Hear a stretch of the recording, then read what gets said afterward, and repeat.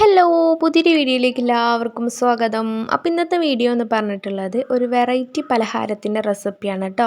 നമുക്ക് ഈവനിങ് സ്നാക്കായിട്ട് ഉണ്ടാക്കിയെടുക്കാൻ പറ്റുന്ന പെട്ടെന്ന് ഉണ്ടാക്കാൻ പറ്റുന്ന ഒരു സ്നാക്കിൻ്റെ റെസിപ്പിയാണ്.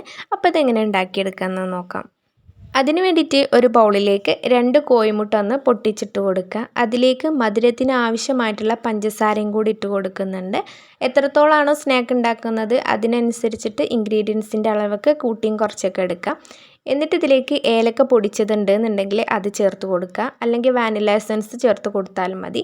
അപ്പം മുട്ടൻ്റെ ആ ഒരു ഫ്ലേവർ ഇല്ലാതാവും കേട്ടോ, അതിന് വേണ്ടിയിട്ടാണ്. ഇതുപോലെ മുട്ടയും പഞ്ചസാരയും നല്ല പോലെ തന്നെ ഒന്ന് ബീറ്റ് ചെയ്തെടുത്തിട്ടുണ്ട്. അതിനുശേഷം നമ്മളിതിലേക്ക് വറുത്തിട്ടുള്ള റവ 1 കപ്പോളം ഇട്ട് കൊടുക്കുന്നുണ്ട്. ആദ്യം കുറച്ച് ഒന്ന് ഇട്ട് കൊടുക്കുക, എന്നിട്ട് നല്ല പോലെ തന്നെ ഈ ഒരു മുട്ടൻ്റെ ബാറ്ററിലൊന്ന് മിക്സാക്കി കൊടുക്കുന്നുണ്ട്. എന്നിട്ട് ആവശ്യത്തിനനുസരിച്ച് ബാക്കിയുള്ള റവയും കൂടി ഇട്ട് കൊടുത്ത് നല്ലൊരു തിക്കായിട്ടുള്ളൊരു ബാറ്റർ ആക്കിയിട്ടാണ് എടുക്കേണ്ടത്. ഇത് റെസ്റ്റ് ചെയ്യാൻ വെക്കേണ്ട ആവശ്യമൊന്നുമില്ല, പെട്ടെന്ന് തന്നെ നമുക്ക് ചുട്ടെടുക്കാൻ പറ്റും.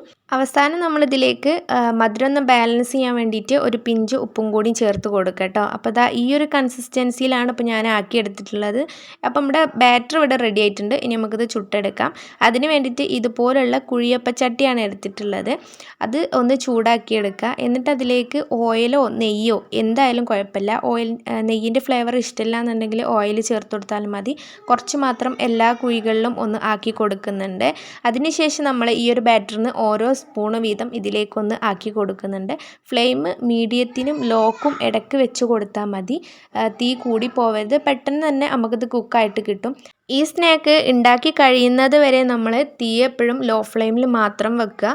അങ്ങനെ ആകുമ്പം നമുക്ക് ഈ ഒരു സ്നാക്ക് നല്ല പോലെ കുക്കായിട്ട് കിട്ടും. അല്ലാന്നുണ്ടെങ്കിൽ അതിൻ്റെ പുറം ഭാഗം നല്ല പോലെ മുരിഞ്ഞിട്ട് കറുത്ത് പോകാനുള്ള ചാൻസ് ഉണ്ട് കേട്ടോ, കരിഞ്ഞു പോകാനുള്ള ചാൻസ് ഉണ്ട്. എന്നിട്ട് ഇതൊന്ന് അടച്ച് വെക്കുക. അങ്ങനെ 1-2 മിനിറ്റ് ആകുമ്പോഴേക്ക് തന്നെ നല്ല പോലെ ഇത് കുക്കായിട്ട് കിട്ടിയിട്ടുണ്ടാകും. അപ്പോൾ ഇതുപോലെ ഒന്ന് തിരിച്ചിട്ട് കൊടുക്കുക. എല്ലാതും ഇതുപോലെ ഒന്ന് തിരിച്ചിട്ട് കൊടുക്കുക. ഇതിൻ്റെ പുറം ഭാഗം ഒന്ന് മുരിഞ്ഞ് കിട്ടിക്കഴിഞ്ഞാൽ പിന്നെ മുകൾ ഭാഗം കൂടി നല്ല പോലെ കളർന്ന് ചേഞ്ച് ആവണ വരെ ഒന്ന് കുക്ക് ചെയ്താൽ മതി. പെട്ടെന്ന് തന്നെ കുക്കായിട്ട് കിട്ടുകയും ചെയ്യും.